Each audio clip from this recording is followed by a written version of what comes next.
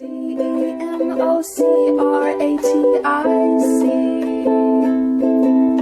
Everything you need to know about the Vigo Dem Party. So sit back, relax, and watch from anywhere. Get ready for a chat with a chair. Kind of give our viewers an update on how things are going for Curtis DeBaun and his family. Sure, yeah. We are looking forward to Christmas coming up. We had a great Thanksgiving. The holiday season is always very busy and a little stressful, but it's a good time of year for my own family, and I think for our city in general as well. We're nearing the end of a year that seemed to kind of drag on, as last year did as well. But I think, as I said last time I was here, I think the future is really bright for our city, and I'm looking forward to what's coming up. Now, you've got your hand in a lot of different things for certain, so talk about, for instance, today your activities. I know you're doing a number of different things at the school and with the city council, so let's talk about all those things you're doing. Okay, well, I teach third grade. It's my first year teaching third grade. I taught second grade last year. I love being an elementary school teacher. It's a lot of fun. It's good to know you were promoted, Curtis. Yeah, yeah. You were promoted to third grade. That's right. I got promoted. They said, "You're such a great teacher. Let's move you into the third grade." Nice. That's not really how it happened, but I did move up to the third grade. But I've been at Wabash Elementary. This is my second year there. I love it. I also work as a realtor at Century 21, so I find myself doing a bit of real estate as well. And of course, city council obligations, which I take that very seriously. The time that is put into city council varies depending on what's all going on. But I make it a point to go the extra mile when possible when it comes to my city council position. So it does take a bit of time as well. So absolutely. I'm busy, yeah. Of course, we're still dealing with all the effects of COVID and its after effect. And of course, here on the chat, we're encouraging everyone to get vaccinated. So here on the chat, we encourage you all to be vaccinated and encourage you to encourage your family and friends to be vaccinated as well. It's the thing we really want to promote here, and hopefully all of you, our viewers, are doing the same, promoting that amongst our fellow Americans. And of course, you've had to deal with the impact of that as a school teacher. And last year, of course, was extremely difficult in that regard, but it's still having challenges this year. Let's talk about those. It is. It's still very difficult, and a lot of other teachers I talked to, and I would agree with them, a lot of us are finding this year to be even harder than last year was. Why is that, Curtis? I think maybe it was because we were hopeful at the end of last year that we would have COVID under a better control this school year. But as the school year started, we had to deal with the, which variant was it that, help me out here, the latest variant that hit this fall. And it kind of made me realize as a teacher, and I think some of my colleagues as well, that we're going to be dealing with COVID for a while still. Are you talking about the Delta variant? Yes, yeah. I told you I've had a long day, and some things are escaping my mind. So that's interesting that you're finding more challenges this year than last. Yeah, it's rough. When a student in the classroom is quarantined, we have to find a way to make sure that they keep caught up with the class work. And we're teaching in the classroom, and we are teaching to those who have to be at home due to illness or quarantine. And it's something we did last year as well, but I think we were all under the impression things would have been a little bit better this year. And this past summer, things did seem a lot better when it came to COVID. I felt that we were getting it under control as a community, as a country. But as fall arrived, it obviously kind of hit back again in another wave. So you're enjoying teaching, though? I am. I enjoy it. as any teacher will tell you, teaching is not easy. It can be very frustrating sometimes. But if you're a teacher today, you have a passion for it. I mean, you're there because you enjoy doing it, and I do. Fortunately, I enjoy both of my jobs quite a bit, teaching and real estate. I believe that many people have a hard time finding one job that they truly enjoy, and I've been fortunate that I've found two. That's great. And of course, now that you were promoted from second to third grade, can we, looking at a crystal ball, expect any more promotions, or were we? I like teaching third grade. I think Okay. I'm going to, if I have any say in it, I would like to stay in third grade for a while. Okay. Yeah. Well, I was just curious if you had any other aspirations along those lines. I've this is my 5th year teaching, and I've taught a lot of different types of classes in those short 5 years. I did 2 years at DeBaun. I loved that experience. I was at McLean for 1 year doing middle school, and then McLean, of course, closed, and then I ended up at Wabash, and now I'm 3rd grade. So I've had a lot of experience doing a lot of different age groups, a lot of different types of kids. But I'm happy where I'm at right now. That's great. Yeah. Now, when you were with us last time, of course, we covered a lot of topics. We did, And yeah. fashion was one of those things.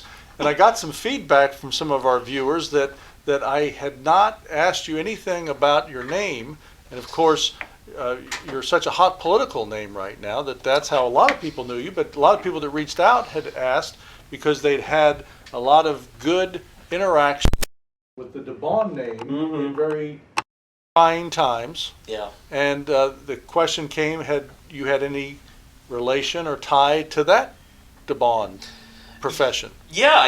In fact, I did work in that family business for a number of years. Ultimately, I came to the realization that it simply wasn't for me. I have a tremendous admiration and respect for my family and all of those who work in that industry. But after working in it myself for a few years, it's hard, and it takes a specific kind of person, one that I am not. But having said that, my family opened their first funeral home in Prairie Creek about I feel bad, I can't recall the year. It's been a little bit over 100 years. Wow. And then they had one on Idaho Street here in town, and now they have the one on Spring Hill down south and Samaritan on Wabash. So my family history, the funeral home business is a very big, important part of that. And even though I am no longer involved with it myself, my father is the owner. My younger brother is looking to take that over at some point. He's been working that his whole life. So they work very hard at it, and it is very important to them that they do provide for those families at a really difficult time in those families' lives. So do you know who initially got into the business then? Who was? My great-grandfather, Kurt DeBaun the first Wow. one. Yeah, and then my grandfather, Kurt Jr., took that over, and my father, and it looks like my brother will be the one to carry that on.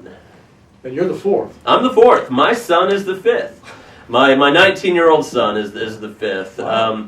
When you get that far along, being the 4th and having a son, you kind of feel obligated to carry that tradition on. So there really wasn't a lot of discussion about any other name than Curtis DeBaun, the 5th. It was kind of, it was going to happen, pretty much. So do you know what it was that inspired your great-grandfather to start down that road with funeral business? I'm really not sure. I'm not sure.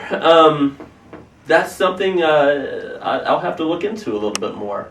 I can't say why he was interested in that, but I'm going to look into that a little bit more now. Of course, as you indicate, that's takes a very special person It does. to do that, and of course, it's a service that's provided people in a very difficult time in their lives, without a doubt. And so you've seen that. Of course, in a way, it's a community service that's provided in addition to a business or profession. Yeah. And similarly, you although not interested in that, sought out politics and the community service benefit that comes with serving in local office, particularly in something like the city council. Yeah. So talk about how it was that you got interested in the city council and politics in general. Well, I've been asked that a lot, as I'm sure all of our locally elected officials have been.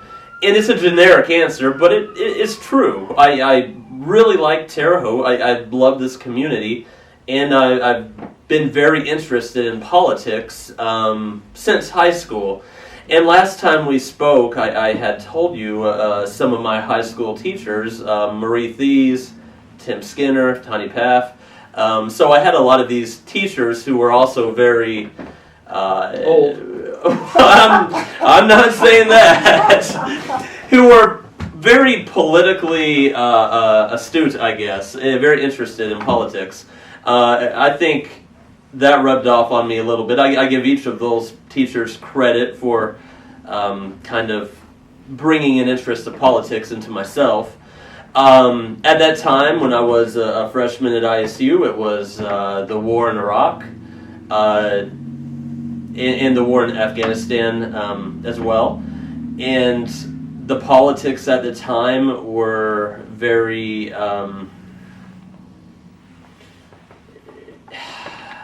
I'm lacking a word, but the politics at the time, everyone, of course, had an opinion of the war, of George W. Bush at the time and what he was doing. So it was easy to find oneself in a conversation regarding the politics of the day. And my interest in politics was kind of grew and grew. But between my interest in politics and how much I enjoy being here in Terre Haute, how much I care for this community, I decided I would run for something. I lost a couple of races before I won 7 years ago. But I'm glad I did that. I am always very grateful for the opportunity and the privilege I have. It's been very special. It's been a great experience for me, and I like to think in the position I'm in, I've been able to do a little bit of good. I hope so. I believe I have. And Well, I appreciate you mentioning as well, Curtis, that you ran and were not successful on a couple occasions because you again had a desire, you ran, you campaigned hard, and you kept at it, and obviously you've been doing a tremendous job on the city council. I appreciate that. And I know that. we had conversations during those times, and of course you're obviously a hardworking young man and are not opposed to doing multiple things. So of all the different elected positions out there, was there something in particular that drove you to pursuing a Terre Haute City Council position as opposed to maybe something in the county or some other full-time position in government? I think I was kind of set on either the city or the county council. And one of the races I did lose was a county council district race. That was the first time I ever put my name in, and it was an educational experience. But I lost that. I lost one more after that. But I am a persistent person, and I do believe if someone works hard enough, they can get what they want. So I kept at it. I worked harder each time. I made it a point to get out there and talk with as many people as I could.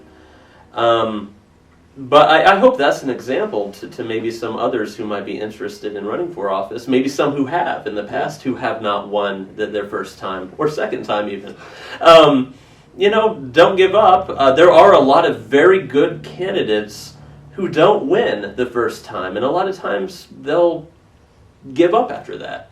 But the community could certainly benefit from some of these people, maybe if they stuck around and gave it another shot. And that's great advice, and you're a testament to that at a local level. We've seen that at statewide candidates, national candidates who have had success, not successful one or even two times, and and then they've risen even to the highest office in the land. So needless to say, you're doing great things at Terre Haute City Council. Give our viewers a little update on things that are going on with the City Council and the city itself.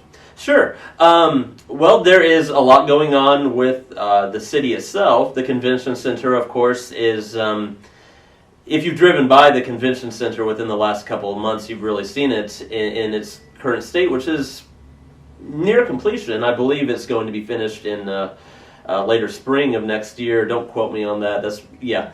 So we're getting to that. Of course, we are going to have a casino, a process that has been a long time coming.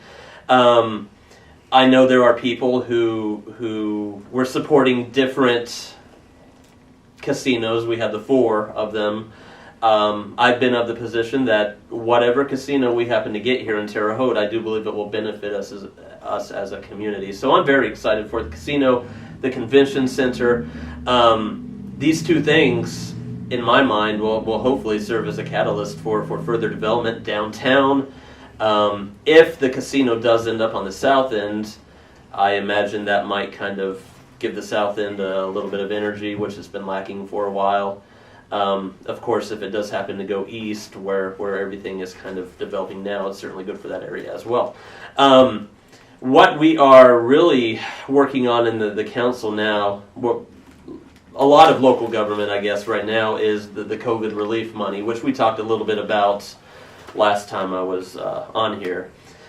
But we're really at the beginning of that process. I probably said that last time I talked to you about half a year ago too.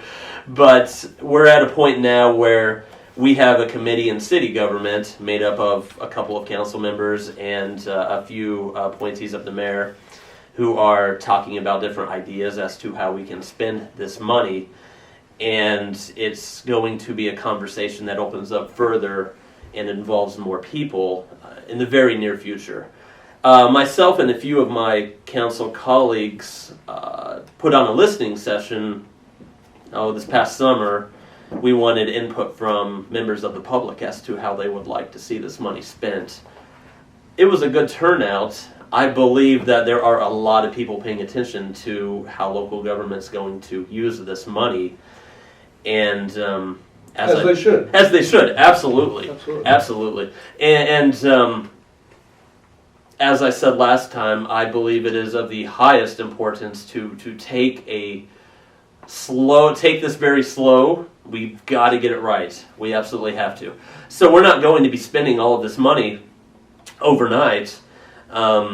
It's going to be a long process, and I have a feeling that there will be many opportunities for members of the public to have their voices heard, maybe to participate in the process a little bit. Now, the convention center, of course, is in the city. We know that. Mm-hmm. I guess it still remains to be seen if the casino will or won't be perhaps in the city limits. But what impact do you see that the convention center being in the city, particularly in downtown Terre Haute, means for the future of the city of Terre Haute?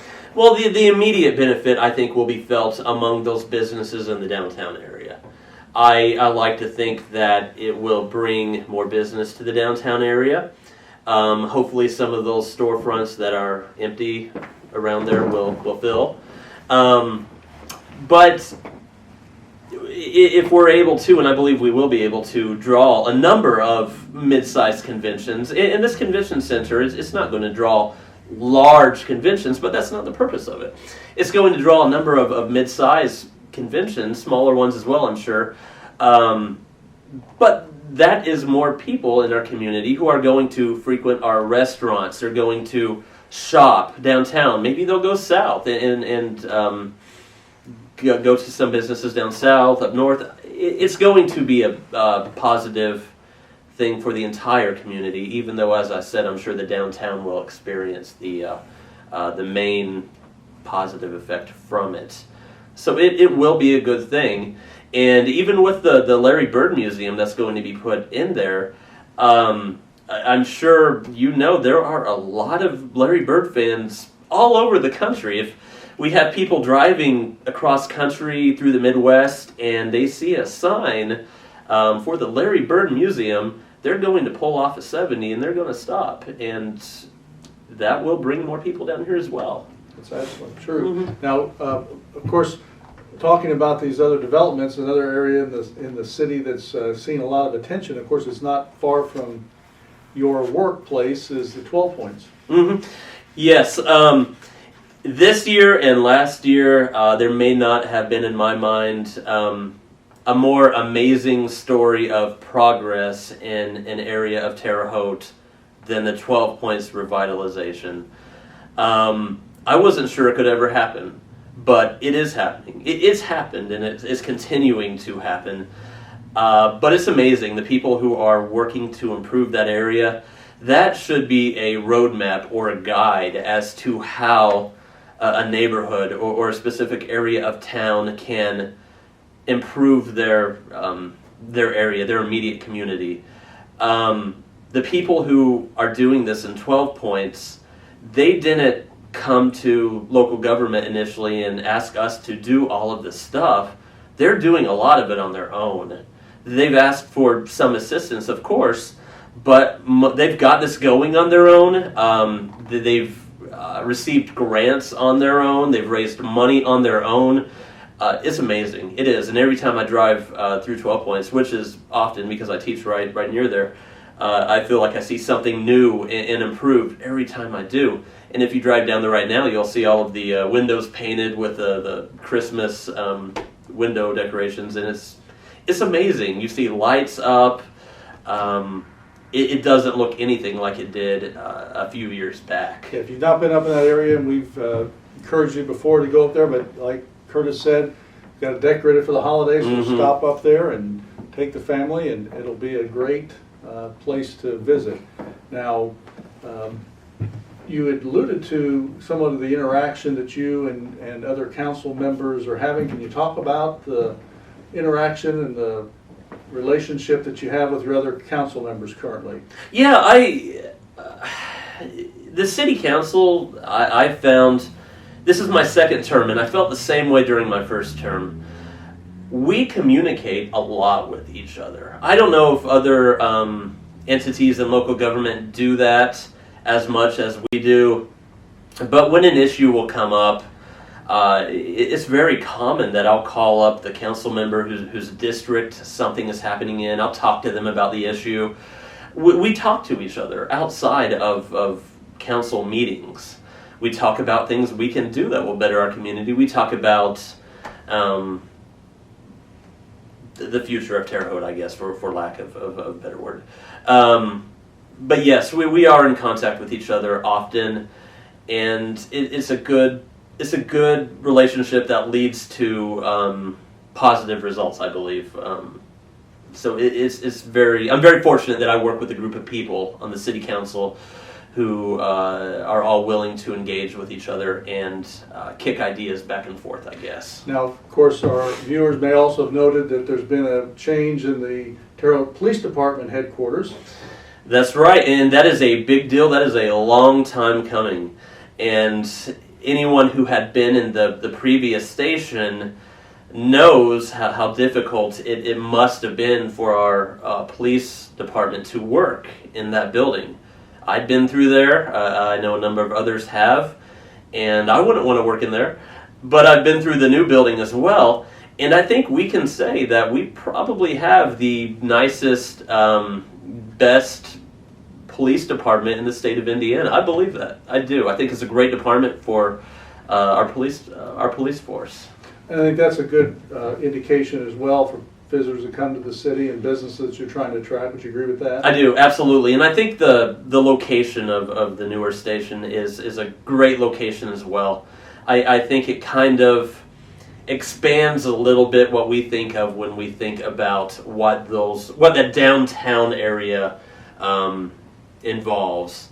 I think it's a good spot, and I'm glad that the police station did not end up somewhere further from the immediate downtown area. Now, Curtis, I know you're in and out of council meetings all the time, so you're in and out of City Hall, so you couldn't get in there without knowing there's a lot of activity going around City Hall as well.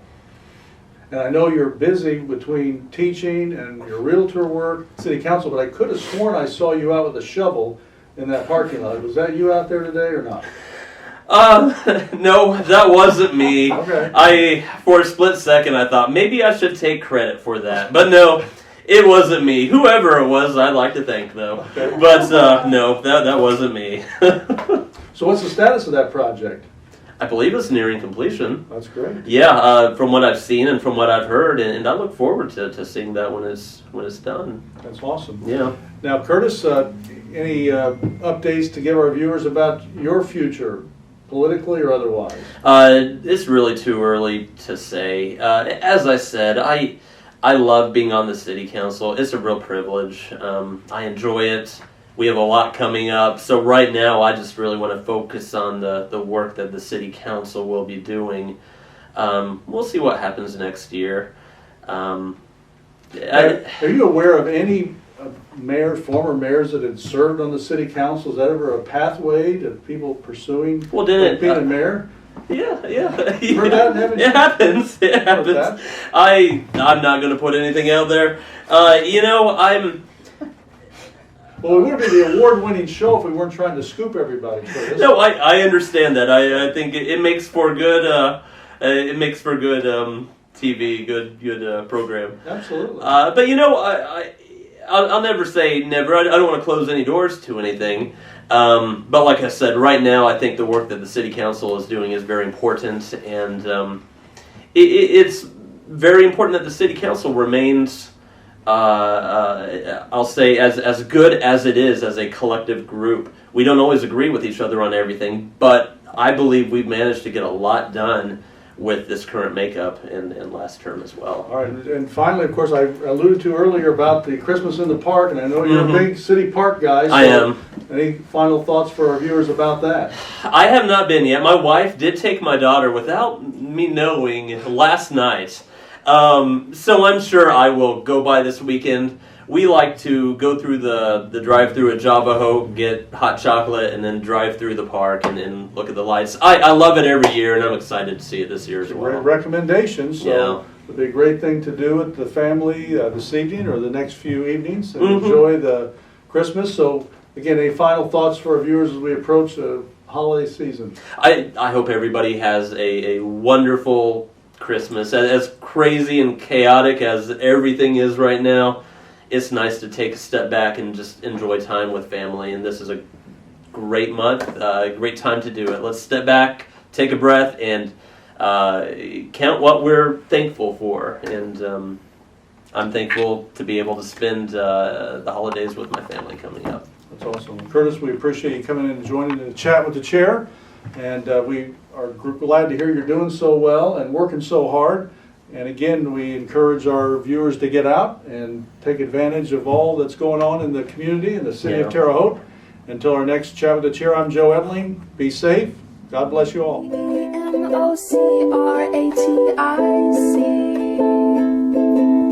Everything you need to know about the Vigo Dem Party. So sit back, relax, and watch from anywhere.